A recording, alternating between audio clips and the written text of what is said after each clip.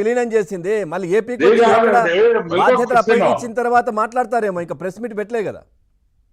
అది ఇప్పుడేందండి ఆ వచ్చి మాట్లాడేది? అంటే ఇప్పుడు ఇన్ని రోజులు అబద్ధాలు చెప్పి అన్నది ఏంటంటే మమ్మల్ని ఆడుకున్నారు అంతర్రాష్ట్ర ప్రజల్ని. సార్, ఒకవేళ ఏపీ అసలు పాలిటిక్స్ లో జ్ఞానోదయం కాంగ్రెస్ వచ్చిందా? పార్టీ తరపున ఎంటర్ అవుతే ఎట్లాంటి ప్రభావం ఉంటుంది? మీ విశ్లేషణ ఏంటి దీనికి సంబంధించి? ఏముంటుంది అసలు కాంగ్రెస్ పార్టీ ఉంటే కదా ఆ ప్రభావం చూపించేదానికి.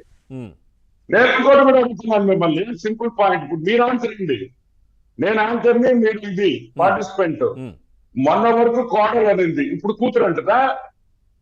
మొన్న ఏం చెప్పింది? తెలంగాణ గురించే అడగండి, నేను తెలంగాణ బిడ్డని, నేను తెలంగాణ కోడల్ని అనింది.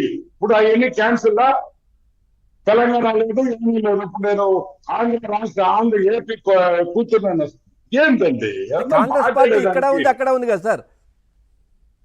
అదండి, ఆమె పార్టీ పెట్టినప్పుడు ఏం చెప్పింది? నేను కోడల్ని, కూతుర్ని కాదు, నాకు ఏపీతో సంబంధం లేదు, ఏపీ క్వశ్చన్స్ ప్రెస్ మీట్ లో అడగొద్దు, నేను ఓన్లీ తెలంగాణ గురించి ఆన్సర్ చేస్తాను అనింది. అంటే ఆ మాట ఎందుకు? వీళ్ళు ఇష్టమా? కాదండి, ఒక టోపీ తీసేసి ఇంకో టోపీ పెట్టుకోవడమా రాజకీయం అంటే? ఏం మాట్లాడుతున్నారండి? ఎంతవరకు న్యాయం, ధర్మం ఇది? ఈ రోజు వచ్చేసి రాహుల్ గాంధీ ముఖ్యమంత్రి చేయాలని మా నాయన అనుకున్నాడు. ఇప్పుడు మా నాయన చచ్చిపోయి 12 ఏళ్ళు 13 ఏళ్ళు అయింది. ఇప్పుడు సడన్ గా నాకు మా నాయన చెప్పింది గుర్తొచ్చింది. ఇప్పుడు నాకు మా నాయన కల్లో వచ్చాడు, అయ్యో నువ్వు అన్యాయం చేశావే కాంగ్రెస్ పార్టీకి, నువ్వు మంచి పని కాదు, నువ్వు ఇమీడియట్ గా పోయి కాంగ్రెస్ పార్టీలో చేరు, కాంగ్రెస్ పార్టీలో పోయి రాహుల్ ముఖ్యమంత్రి అయ్యి మళ్ళీ నేను కల్లో వస్తాను, ఈసారి కల్లో వచ్చే లోపల నువ్వు నాకు మంచి గుడ్ న్యూస్ ఇవ్వాలా అని చెప్పాడా? సామాన్య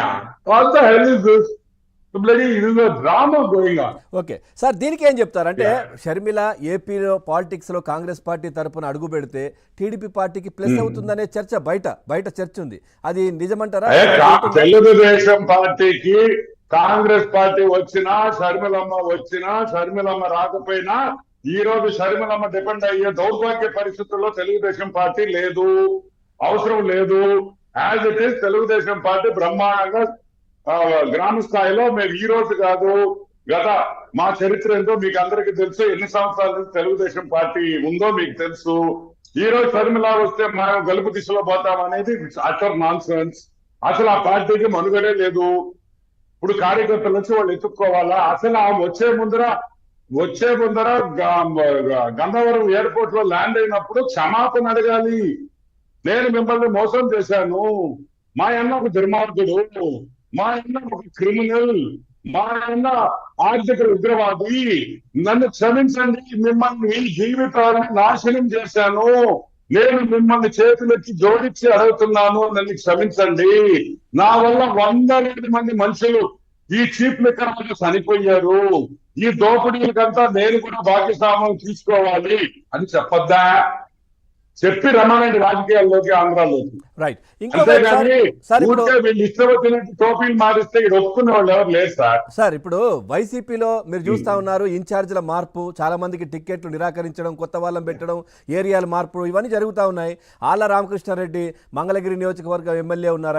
ఆయన కూడా నేను ఇంకా షర్మిలతో నడుస్తాను, ఆమె వెంటే ఉంటాను, నేను చచ్చిపోయే వరకు అన్నట్టుగా మాట్లాడుతున్నారు ఆయన. సో ఈ విధంగా ఇక్కడైతే టిక్కెట్లు రాని వాళ్ళంతా అటు వెళ్ళే అవకాశం ఉందంటారా? ఎట్లా ఉంటుంది?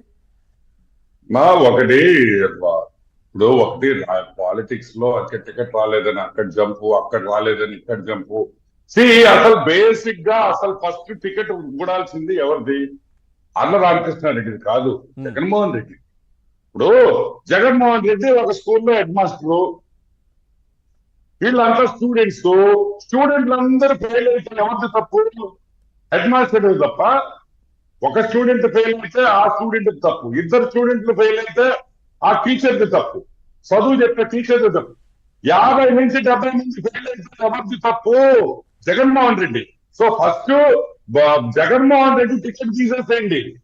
జగన్మోహన్ రెడ్డి టికెట్ మార్చి అతను ఒక ఫెయిలియర్ కాబట్టి ఆ ఫెయిలియర్ క్యాండిడేట్ పక్కన పెట్టి పులివెందులు వేరే పెట్టింది అని నేను అంటున్నా. ఇప్పుడు మీకు ఇంకొక విషయం కూడా చెప్తాను, సింపుల్ పాయింట్. విడతల రజని ఒక ఎగ్జాంపుల్ తీసుకుంటాం. విడతల రజని ఈరోజు మంత్రి, ఒక మంత్రి విడతల రజని చిలకలూరుపేట కాన్స్టిట్యున్సీలో అట్టర్ ఫెయిలియర్. ఇక్కడ ప్రజలు నిన్ను తిరస్కరించారంటే ఆమె ఒక మంత్రిగా కూడా ఫెయిలియరే కదా. నువ్వు మళ్ళీ మంత్రి పదవి ఎందుకు మార్చలా? Simple point.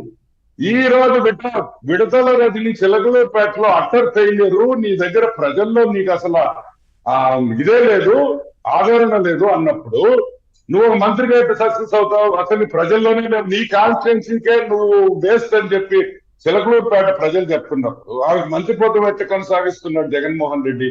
ఏందండి ఊరికే ఇవన్నీ ఏంటంటే కొత్త ఫేసీలు ఏదో పెట్టేసేస్తే జగన్మోహన్ రెడ్డి